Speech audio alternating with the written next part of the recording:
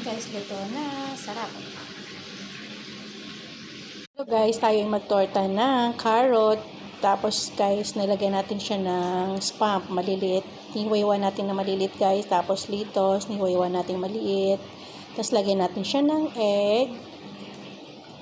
Lagyan natin siya ng egg na 3. Tapos lagyan natin paminta, paprika, asin, magic sarap.